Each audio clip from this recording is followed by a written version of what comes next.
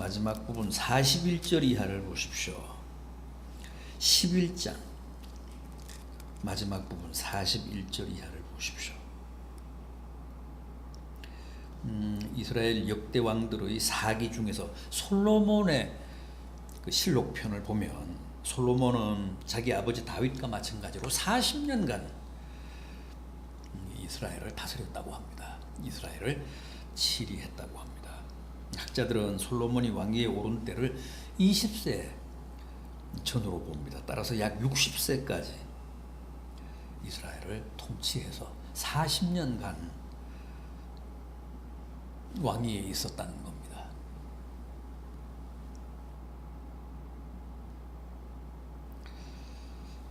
43절을 보면 그가 조상들과 함께 그의 아버지 다윗 성읍 즉 예루살렘에 장사가 됐다고 합니다.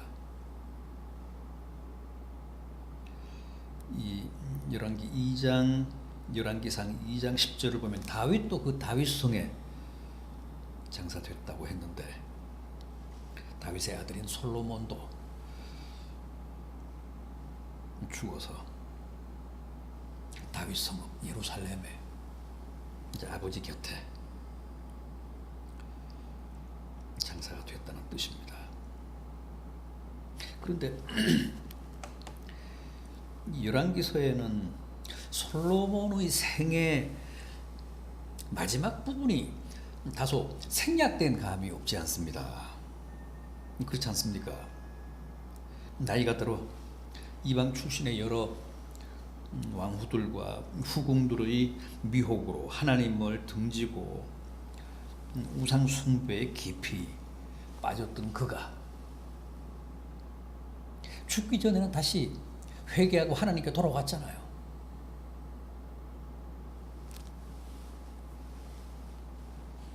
적어도 우리는 그렇게 알고 그렇게 믿고 있습니다. 그런데 그 부분에 대한 언급이 이 열왕기상에 전혀 없습니다. 예를 들면 전도서 같은 경우 그가 말년에 다시 하나님께로 돌아와서 그간의 죄를 회개하며 또 자신의 그 뼈아픈 실패와 과거의 그 체험을 통해 체득한 인생의 모순과 허물을 절절히 고백하면서 하나님께 자신의 신앙을 이제 드러낸 책이 전도서 아닙니까? 헛되고 헛되며 헛되고 헛되니 모든 것이 헛되도다. 그렇게 시작을 하면서 마지막에는 너는 청년의 때에 너의 창조주를 기억하라. 하나님을 경외하고 그의 명령을 지킬지어다. 그것이 사람의 본분이라. 하나님은 모든 행위와 모든 은밀한 일을 선악간에 심판하리라. 그런 말씀으로 전도서를 끝맺잖아요. 마무리하잖아요.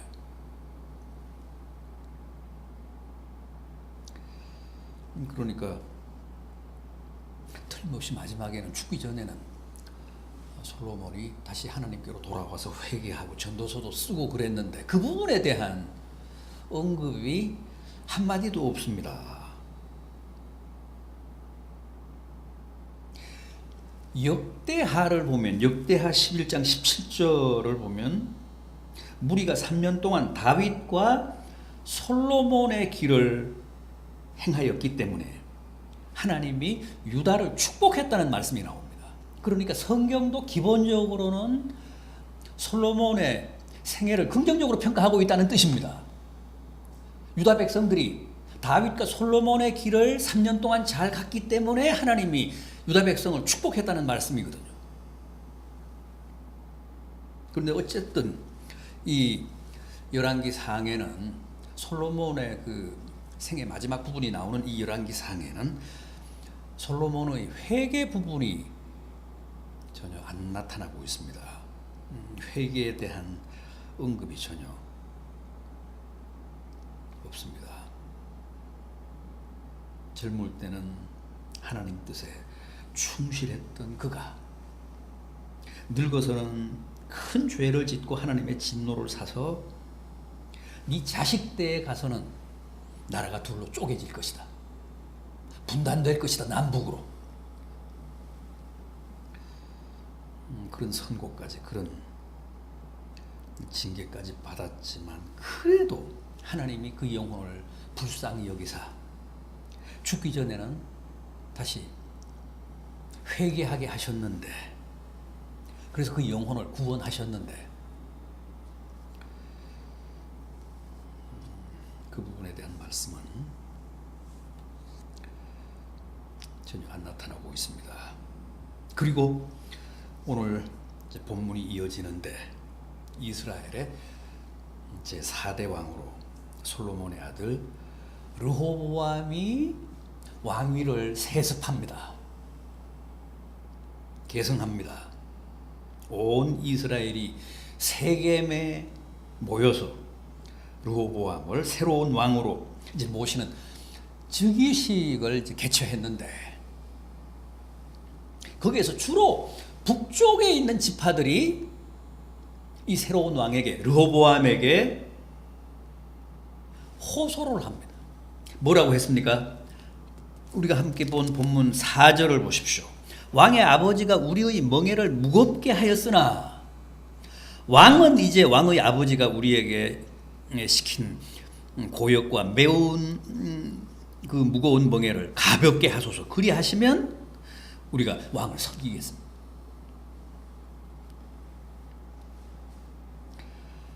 솔로몬 왕이 그동안 나라를 너무 화려하고 방만하게 경영을 해서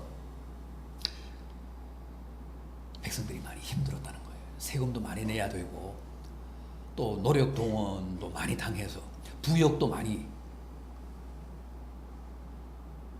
했기 때문에 너무 힘들었다는 거죠. 그러니까 앞으로는 우리의 멍에를 좀 가볍게 해 주십시오. 그러면 우리가 당신을 왕으로 잘 섬기겠습니다. 이때 르호보암의 나이가 41세였습니다.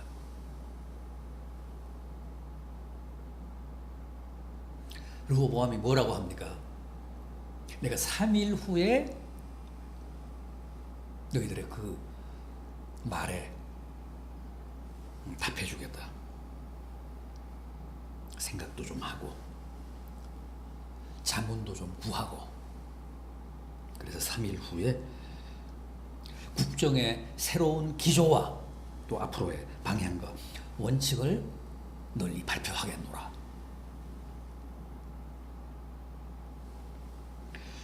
그러면서 르호보암이 먼저 아버지 솔로몬을 모셨던 나라의 원로들을 소집해서 묻습니다.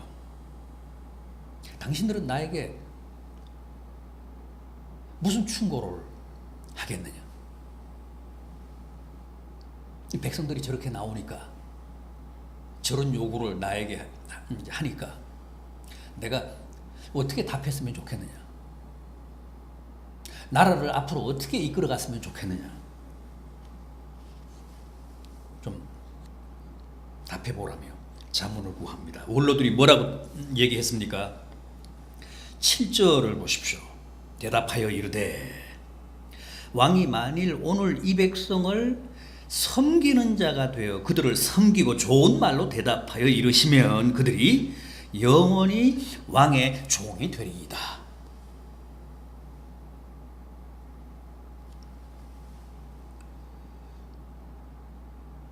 원로들이 그렇게 답했습니다. 솔로몬을 모셨던 원로들이 백성의 말을 접수해서 앞으로 백성을 섬기는 종이 되십시오. 그러면 이 백성이 영원히 당신의 종이 될 것입니다.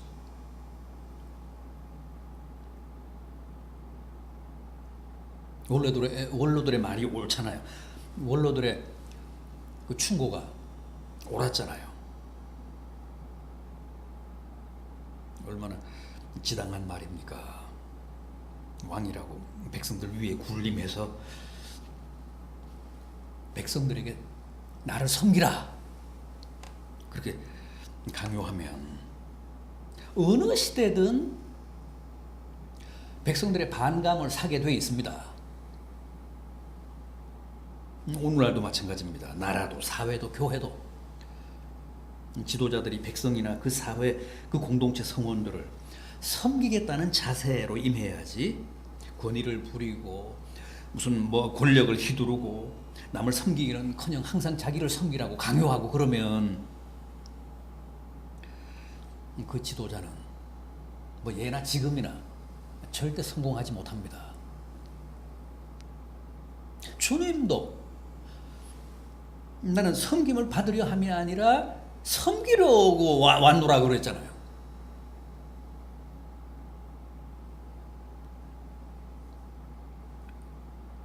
그럼에도 이 교만한 르호보암을 보십시오. 백성을 섬기라는 원로들의 충고를 받아들이지 않습니다. 원로들의 말을 버렸다 그랬잖아요. 버렸다. 이 버렸다는 말은 아자브, 히브리 말로 아자브라는 말인데 무시했다, 비웃었다 그런 뜻입니다. 8절 이하를 보십시오. 왕이 노인들이 자문하는 것을 버리고 자기 앞에 모셔있는 자기와 함께 자란 어린 사람들과 의논하여 이르되 너희는 어떻게 자문하여 이 백성에게 대답하게 하겠느냐.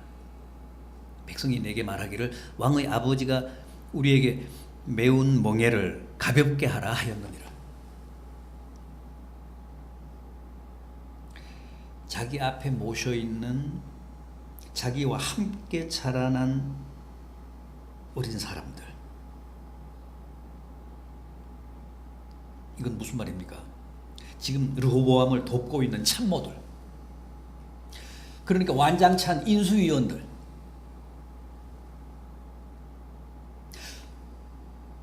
왕과 같이 자랐다는 얘기는 왕과 같은 세대라는 뜻입니다. 그 연배라는 뜻이에요. 젊은 세대들. 30대 후반, 40대 초반.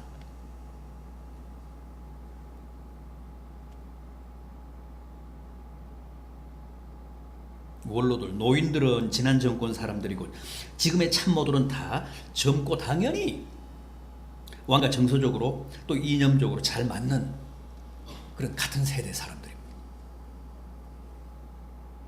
그들이 뭐라고 답했습니까? 10절 이하를 보십시오.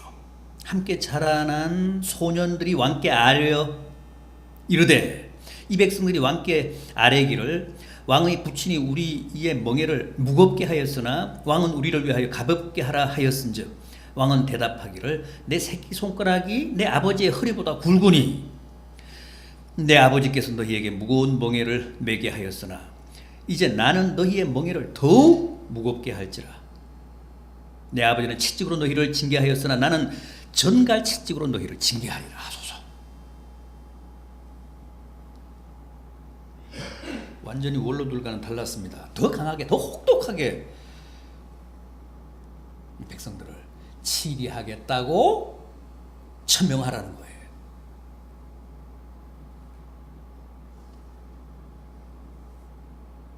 삼 일 뒤에 왕이 실제 그렇게 선언합니다. 자기 참모들이 일러준 대로 그렇게 공표합니다. 13절 이하를 보십시오.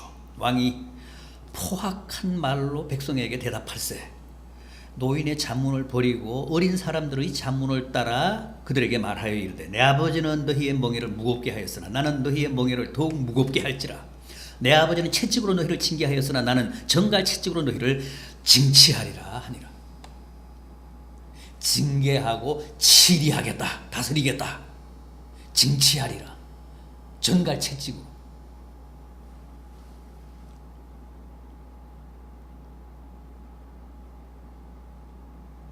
당연히 북쪽 지파 사람들이 강하게 반발했습니다. 16절 하반절 보십시오. 16절 하반절. 다윗이여, 이제 너는 내 집에나 돌아보라 하고 이스라엘이 그 장막으로 돌아가니라. 여기 이스라엘이라는 것은 북이스라엘을 말합니다. 북쪽에 있는 지파들, 열 지파들.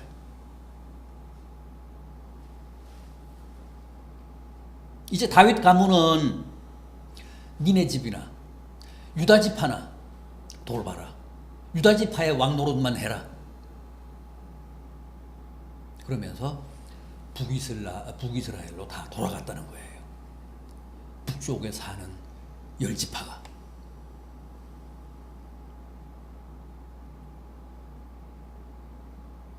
사실상 이 지점에서 이스라엘의 남쪽과 북쪽이 서로 결별한 겁니다.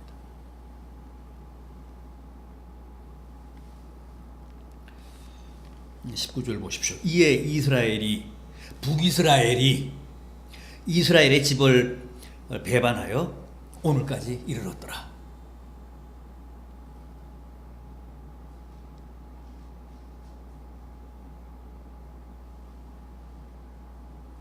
북이스라엘이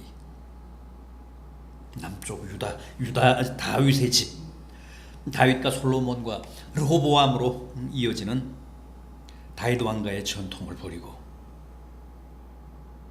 자기들만의 왕을 새로 세운 겁니다. 20절 보십시오. 온 이스라엘이 여로보암이 돌아왔다 함을 듣고 사람을 보내 그를 공회로 청하여 온 이스라엘의 왕으로 삼았으니 유다 지파 외에는 다윗의 집을 따르는 자가 없으니라. 유다 지파와 베냐민 지파 외에는, 남쪽 두 개 지파인 유다 지파와 베냐민 지파 외에는 다윗의 집을, 르호보암을 왕으로 섬기는 자가 없더라.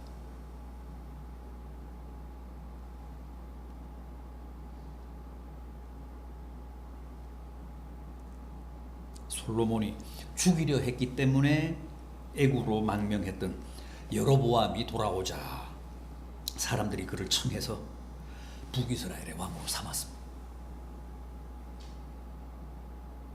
이미 하나님이 선지자 아히야를 보내사 새 옷을 12조각 내고 그중 10조각을 여로보암에게 주시며 솔로몬의 아들대에 내가 나라를 남북 둘로 나누어서 너에게 열지파를 맡기겠다, 그렇게 계시하신 사실을 북쪽 사람들이 다 알고 있었습니다.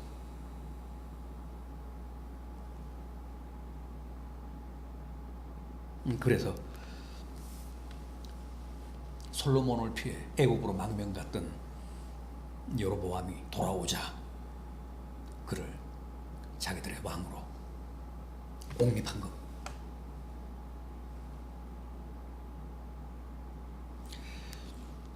음, 20절 하반절을 보십시오. 유다 지파 외에는 다윗의 집을 따르는 자가 없으니라.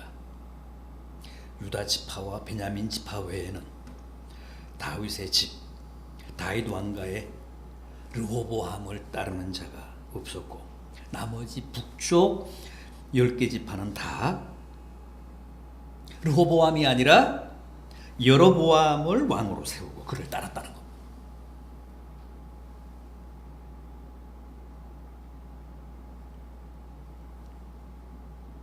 우상을 섬기며 하나님을 등졌던 솔로몬을 하나님이 징계하사 내 아들대에 가서 나라를 남북으로 분단시키겠다, 그렇게 예언을 하셨는데, 대놓고 솔로몬에게 그렇게 하나님이 말씀하셨는데 그 예언이 문자 그대로 성취되는 순간입니다. 사람은 잘 잊어버리고 또 시간이 흐르면 뭐 약속했던 것도 자기가 말했던 것도 다 흐지부지 되잖아요. 하나님은 절대 그러시는 법이 없습니다. 반드시 당신이 하신 약속을 지키시고 당신이 하신 말씀을 그대로 이행하십니다.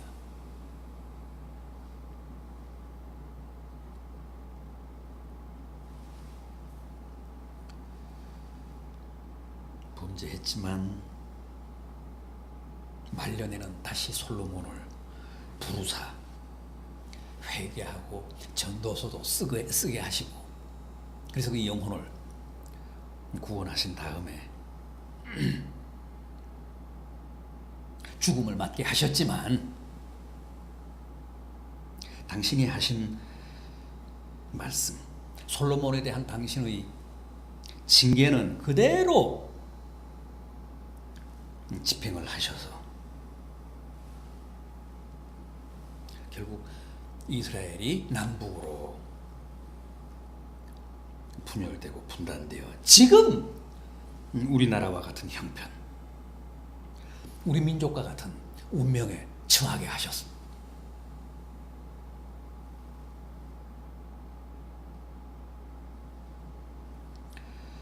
여러분, 우리는 여기서 거듭 깨달아야 합니다. 과거 이스라엘의 분단이든 이 시대 우리나라 우리 민족의 분단이든 그 배후에는 다 하나님의 뜻이 있다는 거예요. 하나님의 역사가 있다는 겁니다. 그게 징계일 수도 있고 그 민족 그 백성으로 하여금 무언가를 깨닫게 하시려는 하나님의 섭리일 수도 있지만 어쨌든 모든 게 역사의 주인이신 하나님의 작품이라는 거예요. 하나님의 개입 없이 된 일은 없다는 거예요.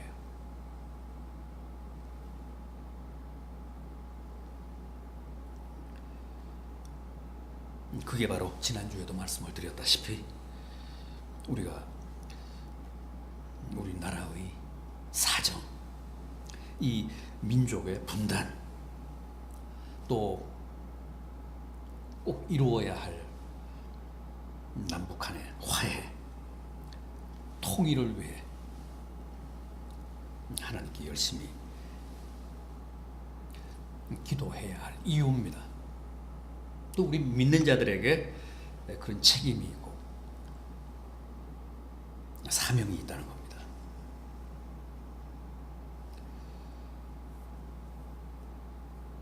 우리가 미처 명쾌하게 깨닫지는 못하지만 우리의 민족사, 우리의 역사 배후에도 숨은 하나님의 뜻이 있음을 인정하고 믿고